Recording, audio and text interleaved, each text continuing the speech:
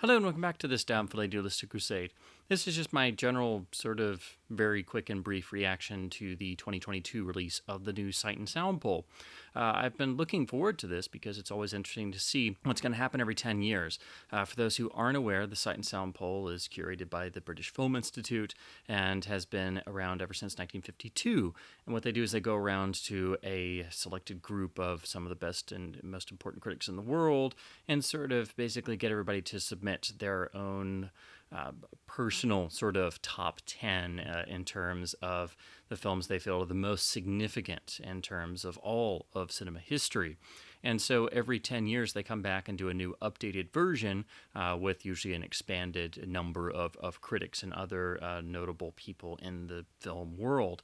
There's also now a separate director's poll that's been running for a few decades as well, which has its own sort of different results usually to the critics poll, but they usually do dovetail in a number of ways. But it's always interesting to see how this changes over time because you can see how certain films sort of fall off and the sort of general, I guess, if you will, the general view of film culture. And if you look at the original list in 1952, there's quite a number of silent films. And over time, the number of silent films has really fallen off. And it's also interesting to note which films do fall off the list and maybe come back in a few decades or maybe never come back. It's essentially a very simple concept, and the number of votes are tallied up, and then everything's sort of grouped together, and so you'll have it's not exactly 1 through 100, but it is 100 titles, but some are technically tied at the same number in terms of the quote unquote ranking by the number of votes they received. And you can look up individual submissions as well, but this is all done under the umbrella of the Sight and Sound magazine. So, of course, that draws people to actually reading Sight and Sound, which is something you should do because it's one of the great film publications for really ever. It is still going, thankfully. But again, you always have the sort of quote unquote upsets like you do with any sort of list. But Sight and Sound is different because it is updated every 10 years. And the other important part of this is that it shows really it's like a timestamp of where film culture is at that particular moment. It's fascinating to go back and look at 1952 versus where we are now in 2022. So it was with some excitement, and of course the usual sort of. I hope you hope some of your personal favorites are in there, and that the omissions don't sting too badly.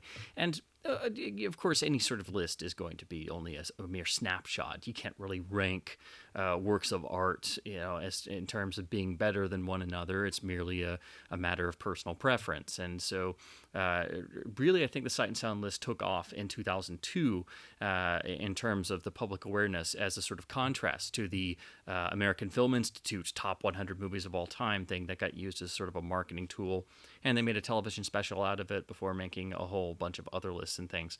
And while it's interesting and a fun concept to make a list of the so-called greatest films ever made, it should only be viewed as a sort of a roadmap for people, to get more of a film cultural experience and see all kinds of titles that are really important and can just merely broaden your horizons.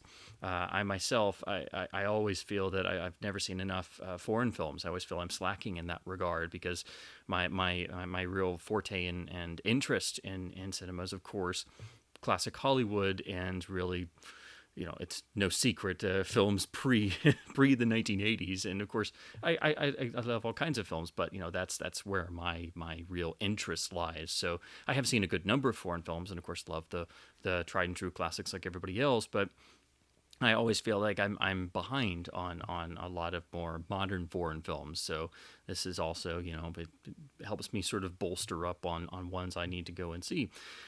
But I have to say, I do really have a bit of an issue with this year's list, and it's not exclusive to me. I think a lot of people have been reacting to this, so it's not something I would normally make a video on. But I just felt it just sort of it stuck in my craw a bit too much. If you want to, I guess I should use that sort of expression because. Reading the list this year, it's usually I think people might usually complain that lists like this they're choose going to be a lot of the tried and true sort of I guess, war horses, if you will, of sort of the same films get mentioned over and over. And of course, Citizen Kane topped the list until it was, quote unquote, dethroned by Vertigo 10 years ago in 2012. So I think most people who care about these sorts of things were curious to see what the new number one title would be. But in looking at the list this year, it just seems like there's an overabundance of titles that I don't know if I would necessarily say these are among the greatest films ever made, because it's a hard thing to do. I've tried to make my own top 10 list as if I was pretending like I had been asked to contribute to Sight and Sound. And it's a very hard thing to do because you have so many films. I can't even name my 100 favorite films because, leaving something off is like agonizing. I couldn't even do 1,000 probably. It would still be difficult. But to get it down to just 10, you really have to focus on, I mean, these should be the films that if you put them in a time capsule or you were able to save them and preserve them for all time, they should represent what the medium should be. It's hard not to go with the tried and true or the ones that were so groundbreaking or foundational or built so much that then others could walk upon or fly freely because the foundation had been laid by things that came before. Some have even likened it to these should be like the 10 films that if there were to be extraterrestrial life who landed on Earth and asked you, oh, what is the concept of the motion picture? You could point to, okay, here I think are 10 examples of what the motion picture is at its finest, what it means, and these are truly life-changing, profound works of art that are, they don't have to be the most entertaining in the world if you prefer what is termed more of an art film, but they should be profound and they should be works of art and entertaining and moving and all of those things. But this year, I had just scrolling through the list, which I've got it pulled up here. Again, it's most people, I myself included, I have not seen every single one of the 100 titles, and again, I admit my experience in more modern foreign cinema is not the greatest because it's not necessarily my forte, but I do try to keep up where I can. And this, I always use this list as a sort of, oh, well, what have I not seen yet thing to sort of spur me on to new things. But in scrolling through this, there are a good number of titles that are much more modern and some that it's just like, I don't see how somebody could possibly say this is one of the greatest films ever made. It just seems to me that this time around, and also apparently there was a greater number of critics being polled, like they expanded the pool to a larger amount of people, and I don't know if that maybe skewed the list in certain ways, but it just seems to me that in going through these, and I think it's pretty obvious, it seems like there's been a sort of knee-jerk reaction of voting more for the subject matter rather than rather than the overall significance, if that makes sense. Because there are some films in here that I really don't like. I would not put them in here, but I understand why some might do that. I personally hate Mulholland Drive. I think it's one of the worst films I've ever seen, but I'm not a David Lynch person. I admire David Lynch for what he does, but it's just not my thing, and I really don't get how people call Mulholland Drive the one of, if not the best film of this century. I don't get it. But I've listened to people make the passionate arguments, and I totally understand. That's their opinion. It's not something I share, especially for something that was really a television pilot that got scrapped and turned into a feature film, if you could call it that. But again, that's just my own personal preference. So you're always going to run into things like that, and that's fine if you're obviously not going to agree with everything on here. But there are some where again, especially the more modern titles, and then some of the other films, and also we have a new number one film, which again I have not actually seen yet. It is a lengthier film, and of course I've read about it in various reference works and film books, so I was aware of its existence. I just hadn't gotten around to seeing it yet. So seeing that as the new number one title above even Vertigo and Citizen Kane was very bizarre. I didn't expect a sort of complete out of nowhere thing like that. But once again, that seems to sort of tie into this feeling that I get of looking at the new Sight and Sound poll list of the top 100 films of all time. Again, it just, you get this sense of, it seems to be primarily regarding films that deal with subject matter that, again, is completely important and is very much discussed today. And it's great that that is happening, but I don't think that that necessarily means that they should be automatically placed in this sort of area. So I don't know. I have a really hard time with the list this year.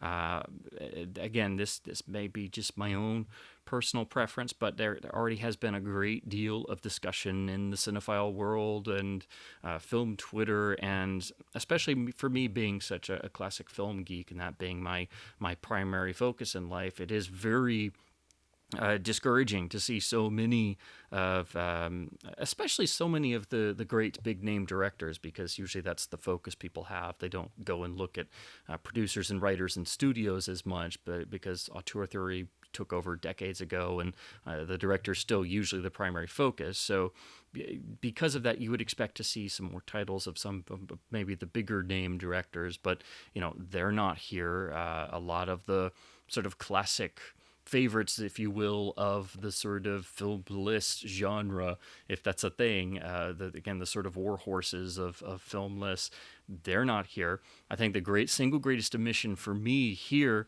is Lawrence of Arabia is not here, which, that's just unbelievable. I find that unfathomable. What I think is I mean, it may be the most profound film experience of my life, not just for the visuals, but particularly for the meaning in the story, and of course, being based on real events and real people, but just the supreme nature of the artistry across every single facet of what a motion picture is, and what are the deep underlying meanings and themes of Robert Bolt's screenplay. It is David Lean's supreme work. Just so much of that picture is life-changing, and it's a miracle we even have it in its full restored form. So the fact that that's not even here, it's just, I don't understand that. But again, you're always going to find examples like that. That's just the one that seems the most glaring to me personally. So again, it's just something that everybody's going to make something different of it. There's already been a lot of arguing online where people are picking up on sort of what I'm saying, but unfortunately they're sort of spinning it off into a modern political discussion, which I don't really think is appropriate for this. I think the best way to put it, again, I had to think about this up for quite some time because I didn't know how to exactly put it into words, but I think it's been more of a matter of people selecting titles because of the importance of their subject matter. I think that is the best way to put it. And again, that doesn't mean there's anything wrong with films having important subject matter.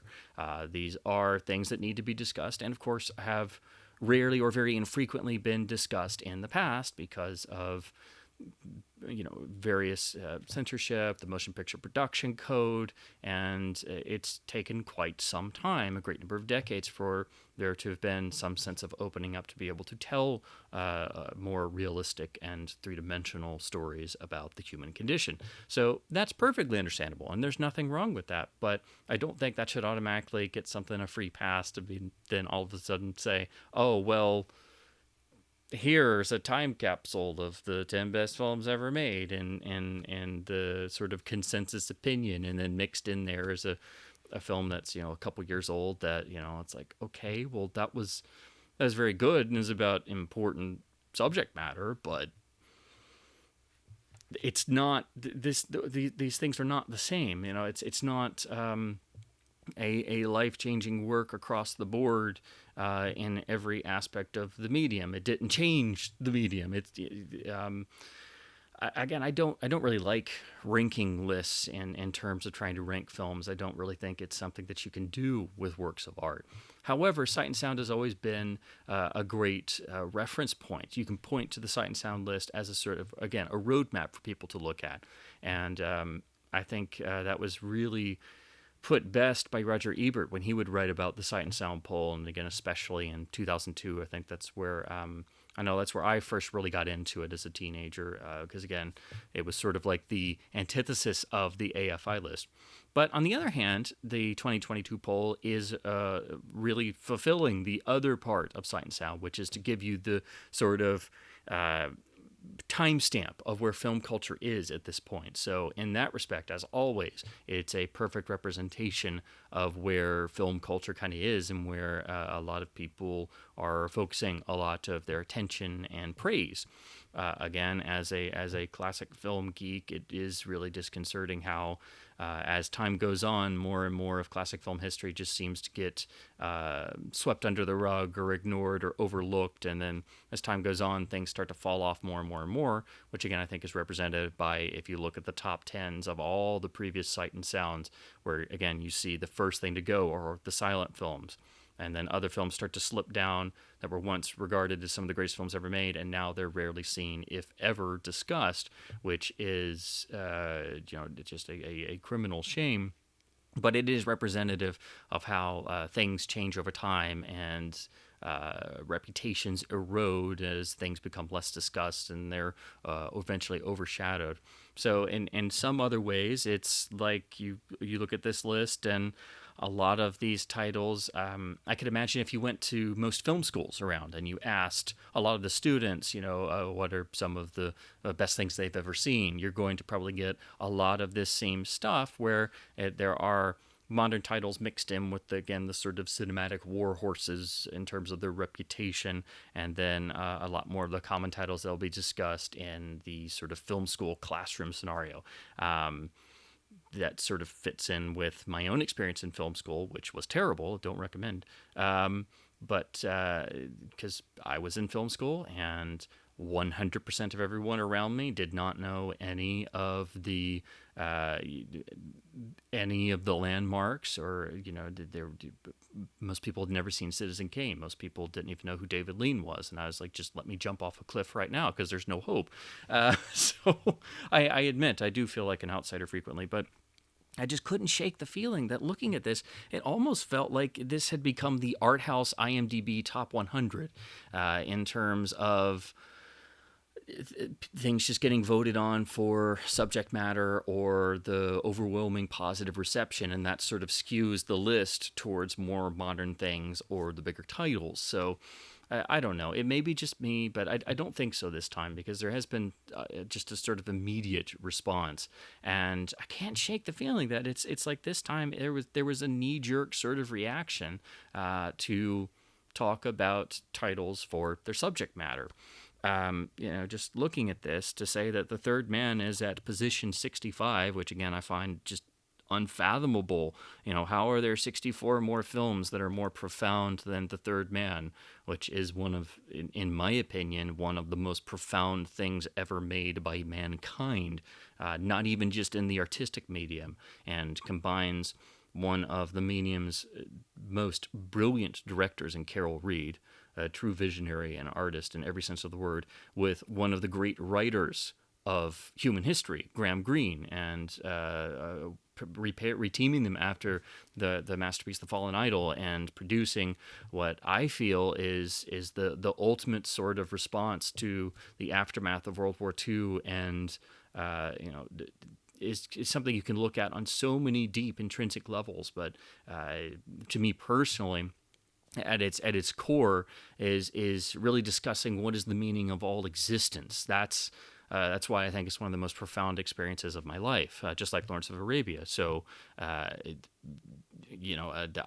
don't agree with this list at all. So, for me personally, just going through the 100 titles, and again, I haven't seen every one of these. I don't think really anybody has, and if you have, then very good on you, because it's a very difficult thing to do.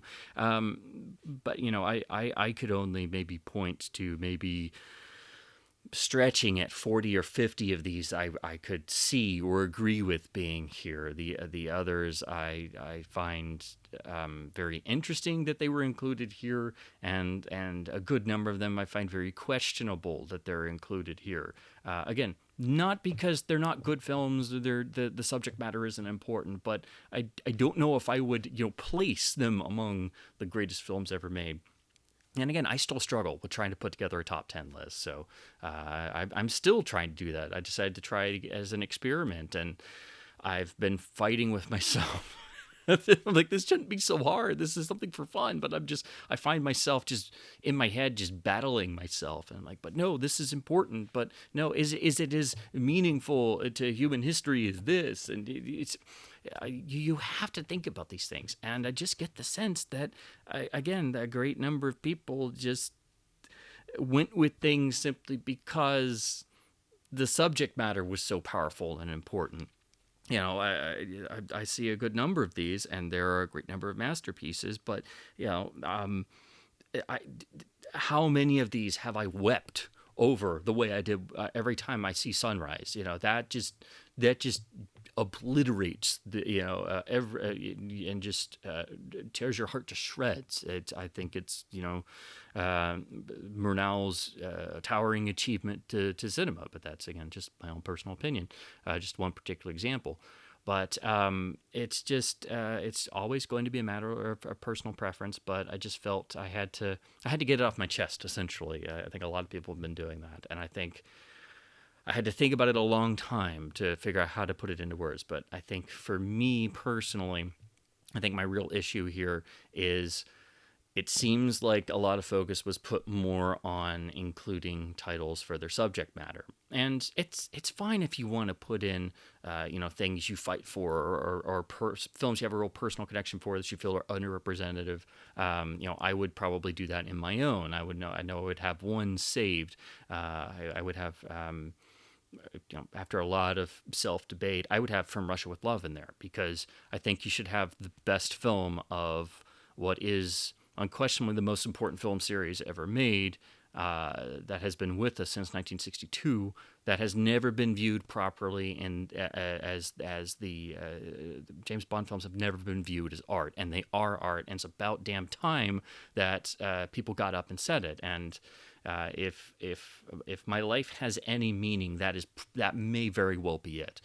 So I would probably have that in there, and I do think it is one of the greatest films ever made. So I can back it up essentially.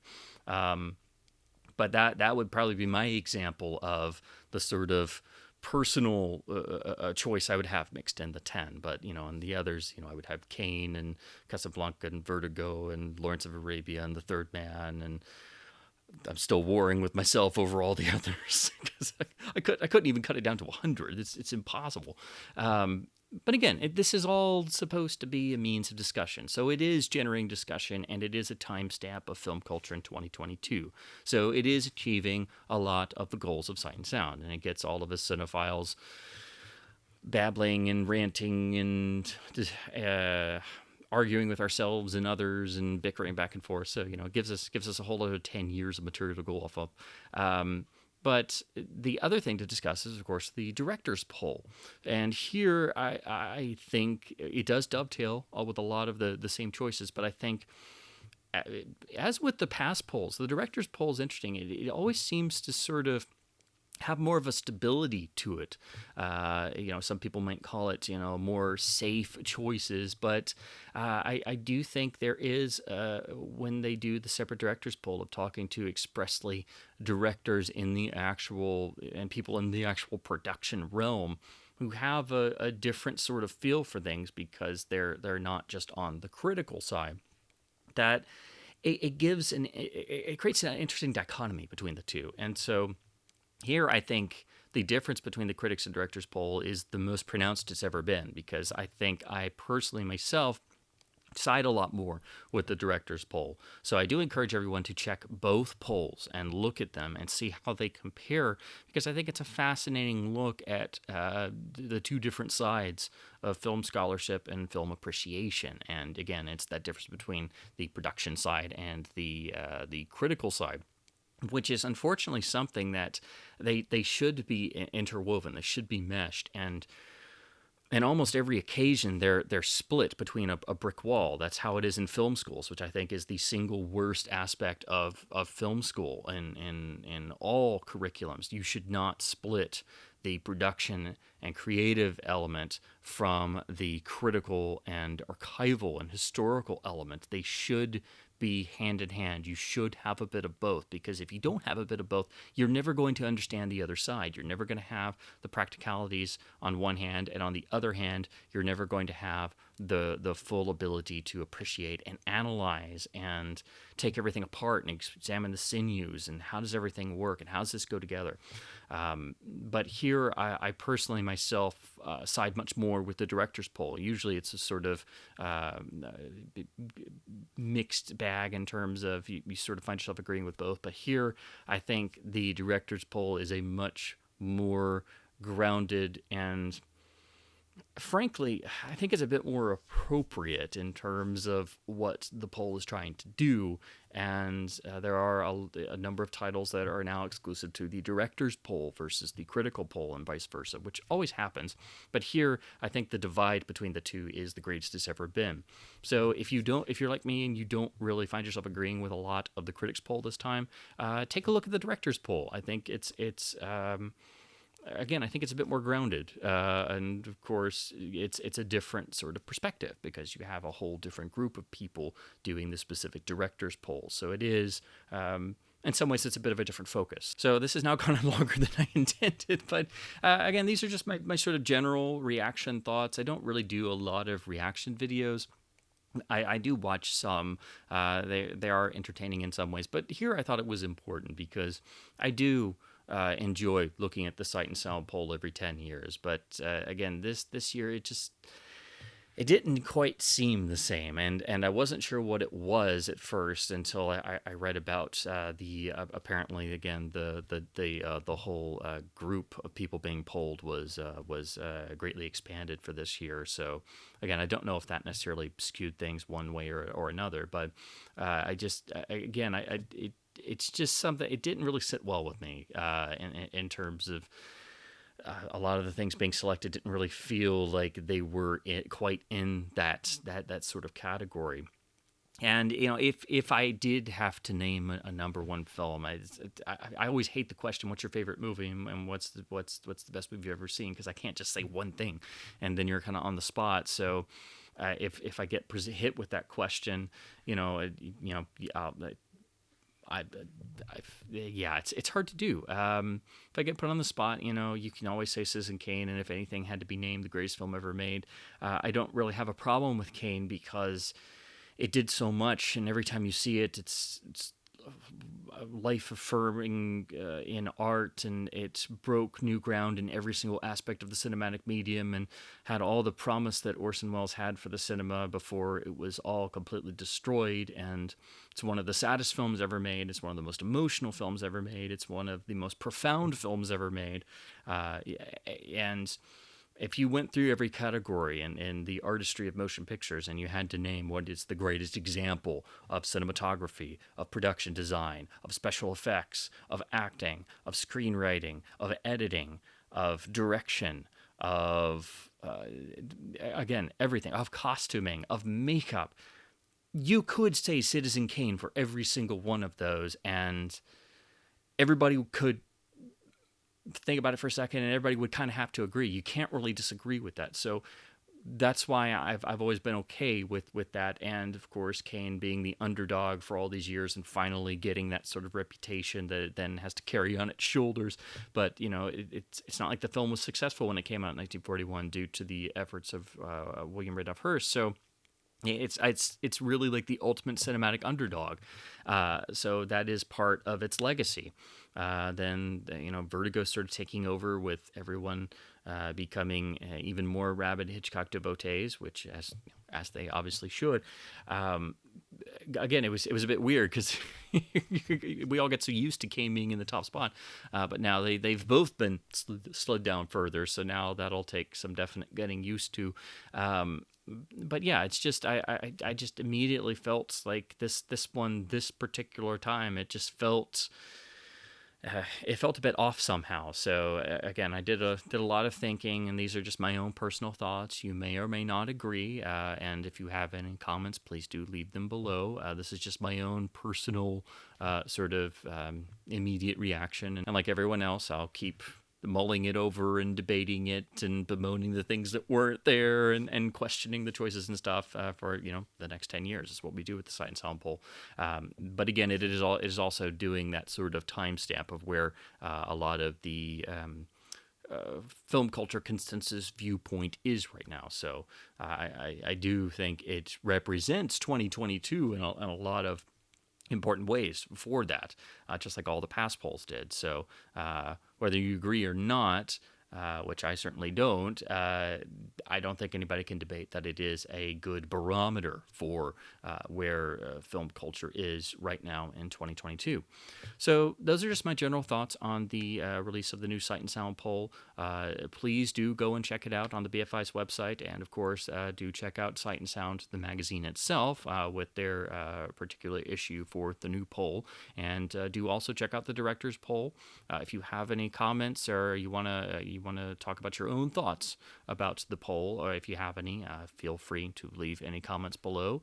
Whether you agree with me or not, again, none of us are going to agree on everything. So this is all a means of generating discussion, and that's the best thing that Sight and Sound does every 10 years with this poll, is generate discussion and get people to seek out films they may have not heard of or come across, or really encourage people to delve more deeply into the world of cinema, which is the whole point of this. But again, these are just my own general thoughts. So as always, thank you for listening to my seemingly constant babblings about classic films, and thank you ever so much for watching.